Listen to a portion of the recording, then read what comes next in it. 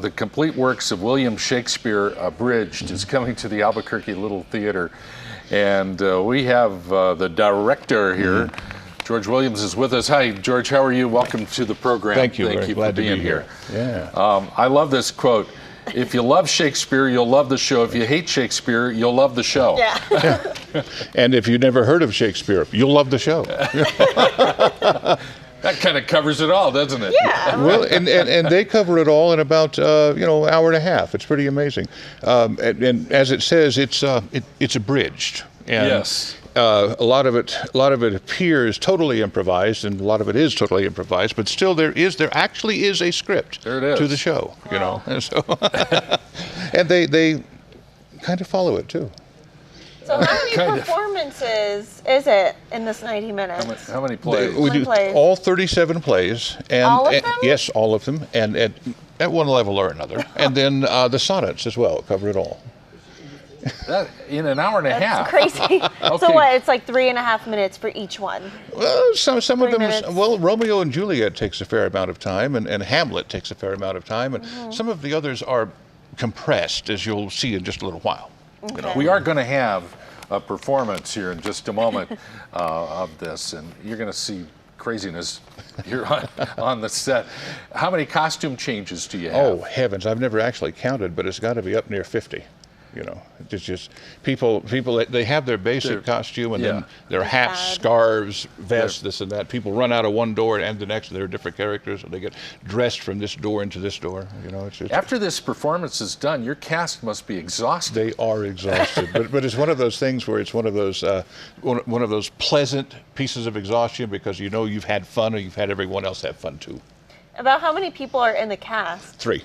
There's 3. 3. So they have to really be on point, running back and quick changes. Oh yeah, it's it's a lot of fun. We have 3 actors and 3 entrances, and so you've got just like in and out sometimes like that. And How do you it's a direct blast. this? Well, someone once told me that directing is akin to herding cats. Yeah. And I said that's probably true, but in this case, I'm lucky enough to have 3 purebred show cats to work with. These guys are great. They're great. We used to have a thing in school where it was a Chinese fire drill. It's Yeah, kinda like that. You'll feel right at home. You'll feel right at home. Yeah.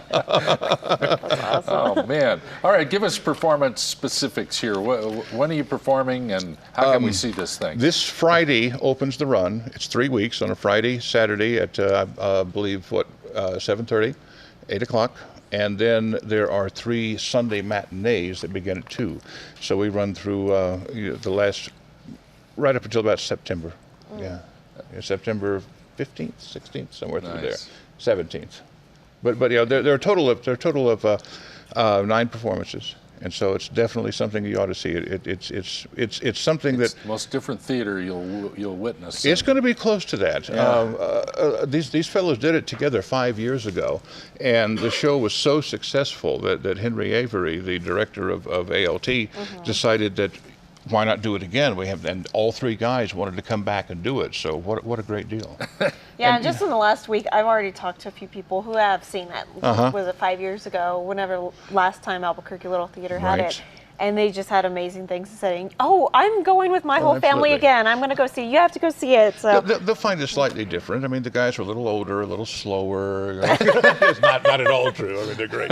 It's fast. Without giving anything away, how does the show open? Where do we start with this? We start with Romeo and Juliet. Right off the bat. Absolutely. And as it's described, we're better to start England's greatest playwright than in Verona, Italy. Absolutely.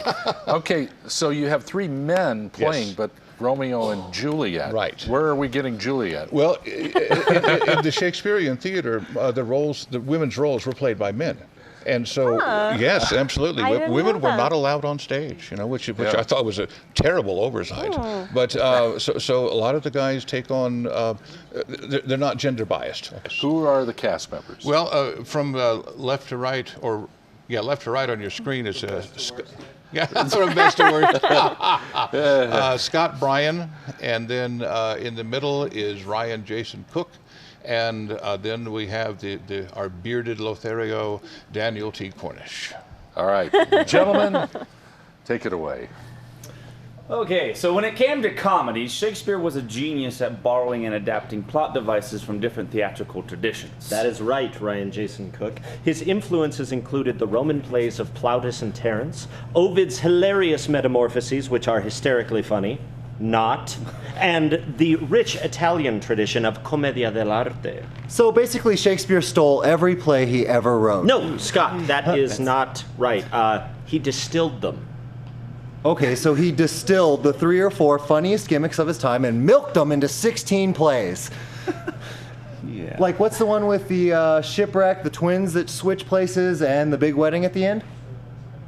All of them. Yeah. You see, essentially, Shakespeare was a formula writer. So once he found a device that worked, he used it over and over again. So, Mr. Shakespeare, the question we have is this. Why did you write 16 comedies when you could have written just one? In answer to this, ladies and gentlemen, we have taken the liberty of condensing all 16 of Shakespeare's comedies into one single play, which we have entitled The Comedy of Two Well-Measured Gentlemen Lost in the Merry Wives of Venice on a Midsummer's Twelfth Night in Winter.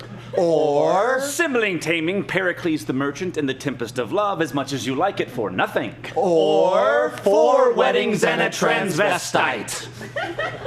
Act 1. The Spanish Duke swears an oath of celibacy and turns the rule of his kingdom over to his sadistic and tyrannical twin brother. He learns some fantastical feats of magic and sets sail for the golden age of Greece, along with his daughters, 3 beautiful and virginal sets of identical twinsies. While rounding the heel of Italy, the Duke's ship is caught in a terrible tempest, which in its fury casts the Duke up onto a deserted island, along with the most beautiful and virginal of his daughters. This innocent vision of loveliness stumbles into a dark cave where she is molested by an inhumane green monster who symbolizes the extreme right wing of the Tea Party. Don't tread on me. Act 2, the long-lost children of the Duke's brother, also, coincidentally, 3 sets of identical twins, have just arrived in Italy, and though still possessed of an inner nobility, they are ragged, destitute, penniless, flea-infested shadows of the men they once were, and in an utmost extremity are forced to borrow money from an old Jew, who deceives them into putting down their brains as collateral on the loan. Meanwhile, these 6 brothers have fallen in love with the 6 Italian sisters, 3 of whom are contentious, sharp-tongued little shrews, while the other 3 are submissive, air-headed little bimbos. Act 3. The shipwrecked identical daughters of the Duke wash up on the shores of Italy, disguise themselves as men, become pages to the shrews, and matchmakers to the Duke's brothers' sons. They lead all the lovers into a nearby forest where, on a midsummer's night, a mischievous fairy squeezes the aphroditic juice of a hermaphroditic flower in the shrews' eyes, causing them to fall in love with their pages, who in turn have fallen in love with the Duke's brothers' sons. Meanwhile, the queen of the fairies seduces a jackass, and they all have a lovely bisexual, animalistic orgy. Act 4! The elderly fathers of the Italian sisters, finding their daughters missing, dispatch messages to the pages, telling them to kill any man in the vicinity. However, unable to find the men in the forest, the pages, in a final misguided act of loyalty, deliver the messages to each other and kill themselves. Meanwhile, the fish creature and the Duke arrive in the forest disguised as barbers and for no apparent reason perform a 2-man underwater version of Sweeney Todd. Act 5! The Duke commands the fairies to right their wrongs. The Duke's brothers' sons recognize their uncle. And the fish creature turns the magician into a nearby East Coast congressman who just can't stay off his cell phone. Wiener. And they all get married and go out to dinner. Except a minor character in the second act who gets eaten by a bear, and the Duke's brothers' sons, who, unable to pay back the old Jew, give themselves lobotomies. And they all live happily ever after. Was that? I lost count about 4.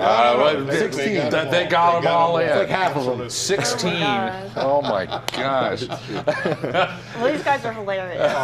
This has been an absolute joy for me. I couldn't be in a better position because they've done this show before. They work well together, and so they brought what they had in, and we were able to tweak it a little bit and change a couple of things to make it work. It's the same show, but it's not the same show.